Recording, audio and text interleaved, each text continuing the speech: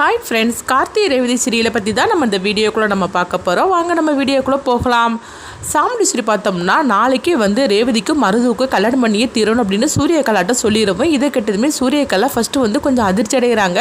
அத்தை நீங்கள் என்ன சொல்கிறீங்க அப்படின்னு கேட்கும்போது, ஆமாம் வேறு வழி இல்லை, ஏன்னா ரேவதி வேலை பார்க்குற ஆஃபீஸோட உண்மையான எம்டி கார்த்தி தான் அப்படின்னு சொல்லவும், இதை கேட்டதுமே சூரியகலாவும் பதறுதாங்க. அத்தை என்ன சொல்கிறீங்க, நீங்கள் உண்மையிலேயே நீங்கள் பார்த்தீங்களா அப்படிங்கும்போது, ஆமாம் நான் பார்க்குறதுக்காக தான் ஆஃபீஸ் போனேன், அவன் வழக்கம் போல் என்னை ஏமாத்தினா, ஆனால் கடைசியில் நான் கண்டுபிடிச்சிட்டு அப்படின்னு நடந்த கதையை சொல்லவும், அத்தை நீங்கள் சொல்கிறதெல்லாம் சரிதான், ஆனால் நாளைக்கே கல்யாணம்னா எப்படி ஆக்கும், அது மட்டும் இல்லாமல் இந்த வீட்டில் உங்களுக்கு தெரிஞ்சால் கண்டிப்பாக இதுக்கு ஒத்துக்க மாட்டாங்களா அப்படிங்கும்போது, அதை பற்றி எனக்கு தெரியாதா என்ன, இந்த வீட்டில் உங்களுக்கு தெரியாமல் தான் ரேவதிக்கும் மருதுவுக்கும் கல்யாணத்தை நடத்தணும் அப்படிங்கிறாங்க. நீங்கள் சொல்கிறது சரிதான், ஆனால் ரேவதியை சம்மதிக்க வைக்கணும்ல அப்படிங்கும்போது, அது என்னுடைய பொறுப்பு அப்படிங்கவும், சில சமயத்தில் அந்த கார்த்திக் விஷயம் தெரிஞ்சிச்சுன்னா என்ன ஆகுறதுக்கு அப்படிங்கவும், அதுக்கும் நான் திட்டத்தை போட்டுட்டேன், அதனால நீங்கள் ஒன்றும் கவலைப்பட வேண்டாம், நாளைக்கு இவங்க 2 பேருக்கும் கல்யாணம், அதனால அதுக்குள்ளே ஏற்பாடெல்லாம் நம்ம பண்ண வேண்டியது அப்படின்னு சொல்லிட்டு, இந்த விஷயம் இந்த வீட்டில் உள்ளவங்களுக்கு யாருக்குமே தெரிஞ்சிடக்கூடாது அப்படிங்கவும் உடனே சூரியகலாவும் சரி அப்படிங்கிறாங்க. அடுத்து பார்த்தோம்னா மருதுகிட்ட சூரியகலா இந்த விஷயத்தை பற்றி சொல்லவும், உடனே மருது சொல்லிட்டு இருக்கிறாங்க, என்ன சூரியகலா இப்படி அவசரத்தில் கல்யாணத்தை பண்ணினாக்கி அதுக்கப்புறம் ஏதாவது பிரச்சனை வந்துடாத, ஏன்னா ரேவதிக்கும் அந்த கார்த்திக்கும் இன்னும் டைவர்ஸ் ஆகலை, அப்படி இருக்கும்போது எங்கள் கல்யாணம் நடந்தால் எப்படி ஆகும்னு சொல்லும் போது, இங்கே பாரு அதெல்லாம் சாமுண்டீஸ்வரியத்தை பார்த்துக்கிடுவாங்க, நம்ம எதுக்காக அதை பற்றிலாம் கவலைப்படணும், அவங்களே கவலைப்படாத போது நம்ம எதுக்காக கவலைப்படணும், நம்ம திட்டம் ஒன்று ரேவதியை நீ கல்யாணம் பண்ணி நம்ம அதாவது நீ குடும்பம் நடத்த போகிறது கிடையாது, நம்ம திட்டமே வேற, அதனால எப்படி ஆனாலும் சரிதான், ரேவதி கழுத்துல நீ தாலி கட்டினாதான் நம்ம திட்டம் நிறைவேறும், அதனால நம்ம 6 மாதம் வரைக்கும் நம்ம பொறுத்திருக்க வேண்டிய அவசியமே கிடையாது, நாளைக்கே கல்யாணம்னால நம்மளுடைய திட்டம் சீக்கிரமாகவே நிறைவேறிடும் அப்படிங்கும். ஆமாம் சூரியகலா நீ சொல்கிறது கூட கரெக்டு தான், இதை நம்மளுக்கு சாதகமாக நம்ம பயன்படுத்திக்கிட வேண்டியது அப்படின்னு சொல்லிட்டு இருக்கவும், அடுத்தது அங்கே பார்த்தோம்னா சாமுண்டீஸ்வரி பிரியா கிட்ட ஒரு திட்டத்தை போட்டு கொடுத்துருக்குறாங்க. கார்த்தி நாளைக்கு எக்காரணத்து கொண்டும் இந்த ஆஃபீஸை விட்டு வந்துடவே கூடாது, ஈவினிங் வரைக்கும் இந்த ஆஃபீஸில் தான் இருக்கணும், அதுக்கு நீ தான் பொறுப்பு அப்படின்னு சொல்லிட்டு அவங்க ஒரு சூழ்ச்சியை பண்ணி கொடுத்துருக்குறாங்க. அது என்னன்னு பார்த்தோம்னா, கார்த்தி குடிக்கிற கூல்ட்ரிங்ஸில் ஏதோ ஒரு பொடியை கலந்து கொடுக்க சொல்லியிருக்கிறாங்க பிரியா கிட்ட.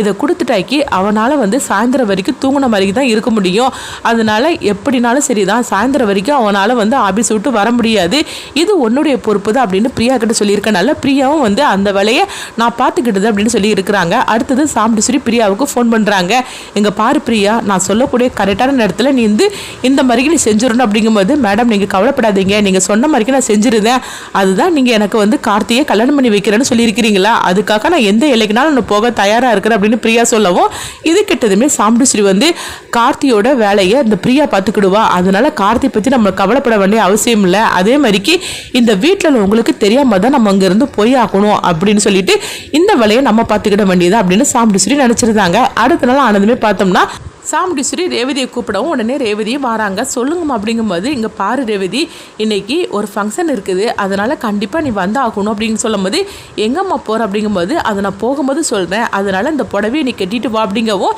இதை கேட்டதுமே வீட்டில் உள்ளவங்களாம் கேட்டுட்டு இருக்கிறாங்க.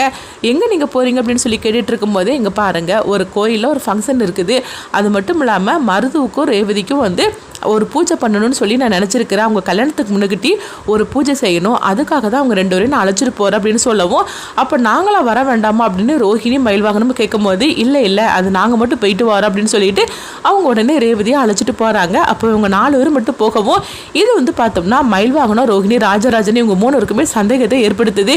என்னது இவங்க 4 பேர் மட்டும் போகிறாங்க, அதுவும் ஏதோ பூஜை பரிகாரம்னு என்னமோ சொல்லி ரேவதியை அழைச்சிட்டு போகிறாங்க, எங்க பாருங்க மாப்பிள்ள என்னமோ சந்தேகமாக இருக்குது, நீங்கள் பேசாமல் நீங்கள் கார்த்திக்கு ஃபோன் பண்ணிடுங்க அப்படிங்கவும், இங்கே பார்த்தோம்னா பிரியா அவங்க கார்த்திக்கு அந்த ஜூஸில் அந்த பொடியை போட்டு அவங்க கலந்து அவங்க கார்த்திக்கு கொடுக்கறதுக்காக வராங்க. அப்போ கார்த்தி என்னாச்சு அப்படின்னு சொல்லி கேட்கும்போது, இல்லை சார் காலையிலேருந்து நானும் பார்த்துட்டு இருக்கிறேன், நீங்கள் மீட்டிங்லேயே அட்டன் பண்ணிட்டு இருக்கிறீங்க, நீங்கள் காலையிலேருந்து எதுவுமே காஃபி கூட குடிச்ச மாதிரி தெரியல, அதுக்காக தான் உங்களுக்கு ஜூஸ் எடுத்துகிட்டு வந்தேன், இந்தாங்க இந்த ஜூஸை குடிங்க அப்படிங்கவும், உடனே கார்த்தி அதை வைங்க அப்படிங்கிறாங்க. என்ன சார் உங்களுக்காக தான் நான் கஷ்டப்பட்டு எடுத்துகிட்டு வந்தேன், இந்த ஜூஸை குடிங்க அப்படின்னு சொல்லவும், உடனே கார்த்தியும் அதை வாங்கிக்கிட்டு தாங்க. அப்படி வாங்கும்போது பார்த்தோம்னா கார்த்தியோட ஃபோனை அப்படியே நைஸாக அவங்க சுவிட்ச் ஆஃப் பண்ணி வச்சிருந்தாங்க.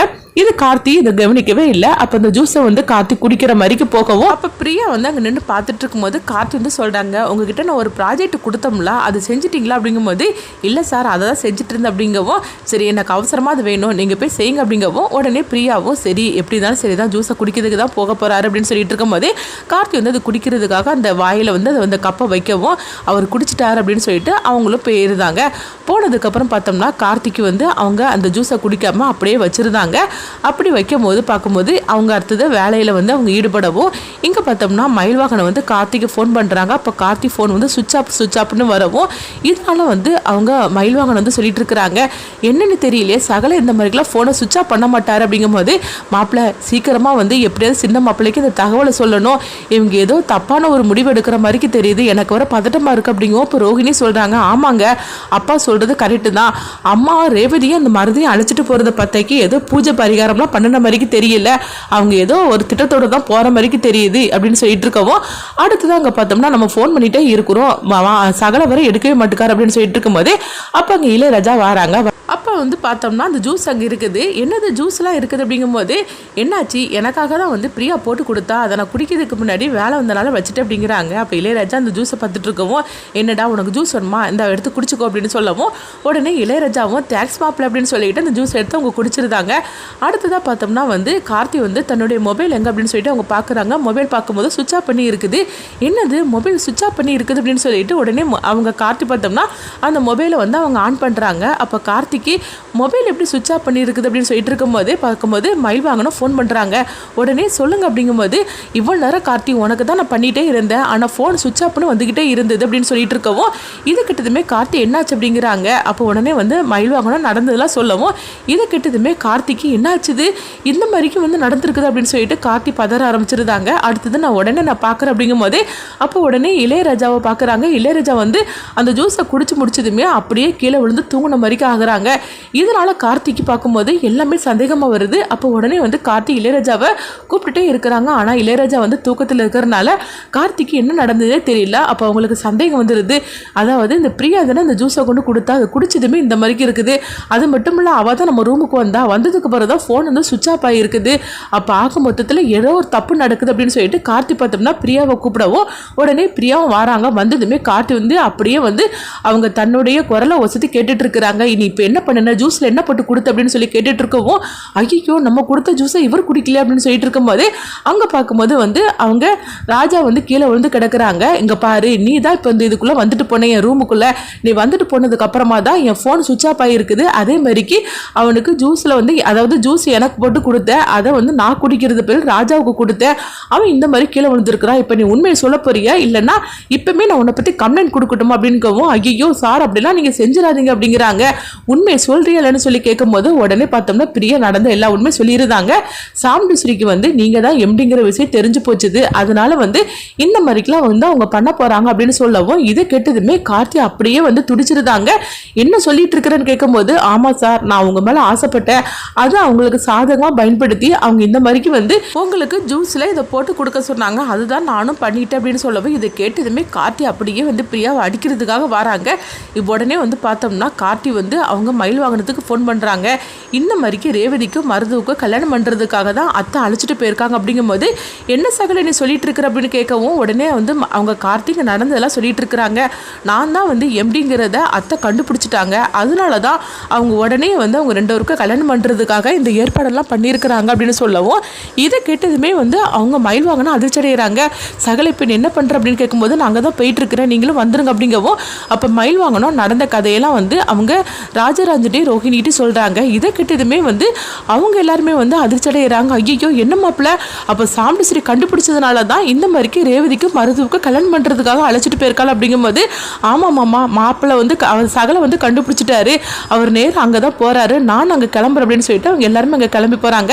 அடுத்து இங்கே பார்த்தோம்னா ரேவதியை அவங்க ரிஜிஸ்டர் ஆஃபீஸுக்கு அழைச்சிட்டு வந்திருக்கிறாங்க. இப்போ ரேவதி வந்து, அம்மா நீங்கள் கோயிலுக்கு தானே போகிறோன்னு சொன்னீங்க, இங்கே எதுக்காக வந்திருக்கிறோம் அப்படிங்கும்போது உடனே வந்து சாமுண்டீஸ்வரி வந்து பார்த்தோம்னா அந்த பொருளை எடுத்து அவங்க காட்டுறாங்க. இங்கே பாரு, இன்னைக்கே உங்கள் கல்யாணம், இந்த கல்யாணத்துக்கு முன்னாடி நீங்கள் சம்மதிக்கலைன்னா என்ன உயிரோடைய பார்க்க முடியாது அப்படின்ட்டு சாமுண்டீஸ்வரி மிரட்டவும், இதனால வந்து ரேவதிக்கு என்ன பண்ணுதுன்னு தெரியாமல் அவங்களும் மருதுவை கல்யாணம் பண்ணுறதுக்காக அவங்க சம்மதிக்கிறாங்க.